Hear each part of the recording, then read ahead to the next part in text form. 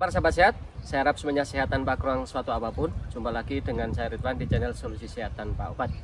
Di video kali ini saya akan membagikan titik-titik yang tidak boleh dipijat dan harus hati-hati dalam memijat.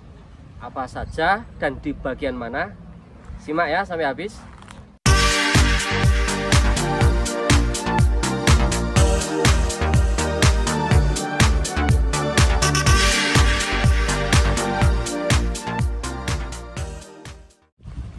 Sahabat, sebelum saya melanjutkan untuk menunjukkan titik-titik yang tidak boleh dipijat dan harus hati-hati, saya ingin mengajak pada sahabat sehat untuk mengikuti fanspage Facebook belajar terapi akupressure. Dari sebagian video dari channel ini juga akan saya bagikan lewat fanspage itu. Sahabat bisa melihatnya tanpa harus mendownload videonya ya. Oke sahabat, titik pertama yang tidak boleh dipijat itu ada di bagian leher, yaitu titik detak jantung. Titik itu ada di sini. Nih, pada bagian leher, di bagian ini, baik kanan dan kiri, ini tidak boleh dipijat. Untuk mengetahui titik ini, ketika kita menoleh, ini ada urat besar ini. Ketika kita pegang, ini ada detak jantung. Titik ini tidak boleh dipijat apapun alasannya, kecuali hanya untuk menyentuh, untuk tahu detak jantungnya.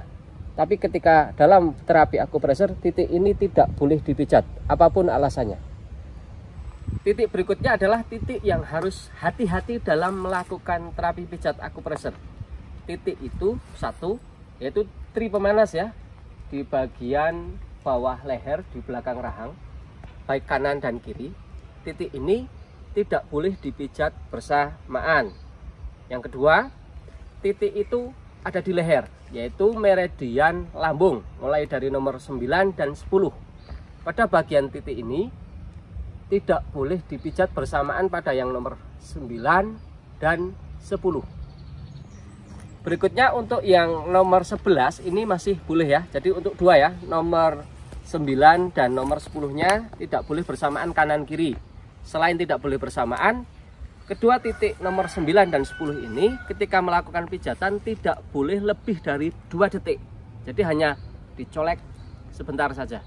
Karena ketika dilakukan dengan terlalu lama, berisiko karena ini mensuplai oksigen ke arah otak. Efeknya itu ke kepala bagian belakang. Jadi harus hati-hati. Berikutnya, titik yang harus hati-hati yaitu titik meridian jantung ya, yang ada di ketiak. Pada bagian titik ini tidak boleh dipijat lebih dari 7 detik. Karena pada titik meridian jantung yang di ketiak ini, reaksinya itu seperti kesetrum pada bagian suma jari, baik kanan dan kiri. Sehingga ketika melakukan pijat ini, pada bagian titik ini tidak boleh berlebihan, lebih dari 7 detik, apalagi sampai tangannya seperti kram. Ini bahaya, hati-hati. Sahabat, selain titik-titik, ada juga hal yang perlu juga diperhatikan, yaitu bahayanya penekanan terlalu keras. Kenapa bahaya? Karena kita harus tahu kondisional pasien, daya tahan tubuhnya, bagian titik itu kondisinya seperti apa. Pijat akupressure tidaklah identik harus keras dan kuat. Justru kita harus lebih memfokuskan pada rasa ya. Jadi bukan tolak ukurnya kekuatan. Makanya tetap berhati-hati dalam menangani pasien, baik diri sendiri maupun pasien. Karena apa? Bila terlalu keras akan berisiko hal-hal yang tidak diinginkan. Makanya harus hati-hati. Apapun alasannya, menekan berlebihan terlalu keras ini bahaya. Ya, harus disesuaikan tolak ukur, beri jeda nafas untuk ambil nafas, untuk istirahat dan sebagainya. Sahabat, berikutnya yaitu yang perlu kita perhatikan adalah jangan sampai terjadi salah penanganan dalam terapi. Saya beberapa kali menghadapi pasien yang mengalami trauma ketika diterapi karena pernah salah penanganan sehingga tubuhnya yang awalnya hanya saraf kejepit dan lordosis menjadi bengkok ya, skolosis. Sisi lain, bahwa terapi itu tidak bisa dipukul sama rata ya. Karena apa? Setiap orang kondisinya berbeda-beda. Kita harus bisa menyesuaikan bahwa ini dengan terapi yang apa. Makanya kita harus hafal anatomi tubuh manusia yang kifosis, lordosis, dan skiolosis, dan disesuaikan dengan terapi dan kondisi pasiennya. Jangan dipukul sama rata bahwa gerakannya sama. Tidak, harus dibedakan agar tidak salah dan tidak memperparah kondisi. Sahabat, hal lain yang juga perlu kita hati-hati adalah penanganan pada pasien. Jangan sampai pasien mengalami hal-hal yang tidak diinginkan. Contohnya pingsan, kondisi muntah, atau kondisi detoksifikasi yang lain. Karena beberapa pasien kadang mengalami hal-hal yang tidak diinginkan bila kita melakukan terapi. Ada beberapa pasien mengalami detoksifikasi bisa muntah atau pingsan, kita bisa hentikan. Ingat, perhatikan selalu kondisi tensi darahnya. Karena beberapa orang yang tensinya tinggi, ketika kita lakukan terapi sehingga akan turun, itu bisa ngedrop. Makanya kita juga harus mengukur hal-hal yang sifatnya sedikit sensitif tapi malah cenderung bahaya bila kita lakukan.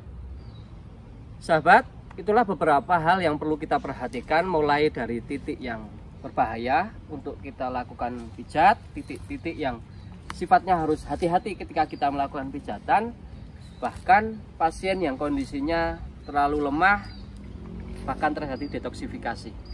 Hal lain yang perlu juga diperhatikan adalah titik yang ada di bagian belakang. Mohon maaf, ini mungkin sedikit melompat ya, karena ini saya letakkan di belakang. Titik itu ada di cekungan di bagian leher dengan kepala. Titik ini tidak boleh dipijat dengan keras, harus perlahan, hanya diusap. Titik itu ada di belakang ya, titiknya ini di bagian cekungan di antara leher dan kepala ini hanya boleh diusap, ini tidak boleh ditekan. Kenapa tidak boleh ditekan? Resikonya besar. Perlu sahabat sehat lakukan semua ini agar jangan sampai niatan pasien terapi untuk mendapatkan kesembuhan dan si terapis ingin melakukan terapi agar pasien sehat, malah menjadi sebaliknya. Perhatikan semua unsur dari semua hal. Makanya kita tidak ada salahnya untuk selalu berhati-hati. Semua perlu diperhatikan.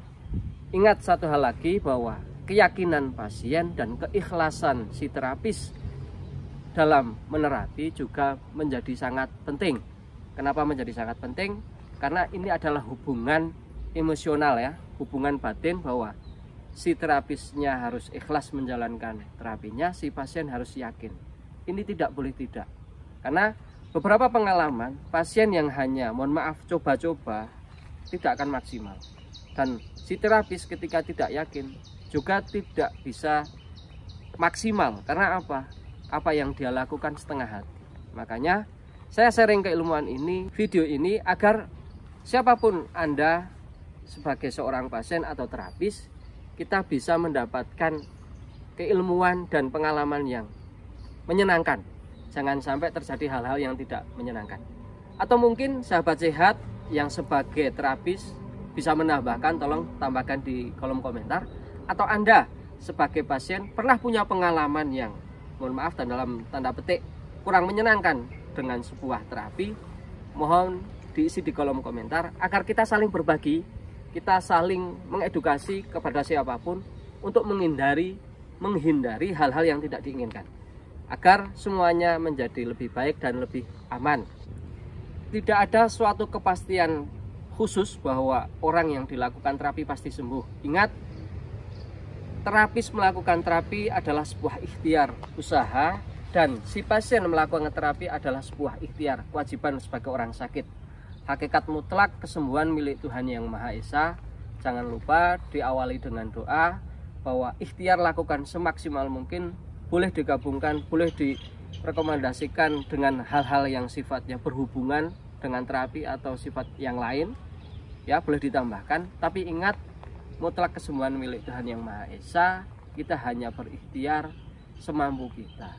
Sandarkan bukan pada ikhtiarnya, pada terapinya, tapi pada Tuhan Yang Maha Esa. Sehingga sinkron antara usaha lahir dengan keikhlasan hati, dengan keyakinan Tuhan Yang Maha Esa akan membuahkan hasil bahwa kita diberikan kesembuhan.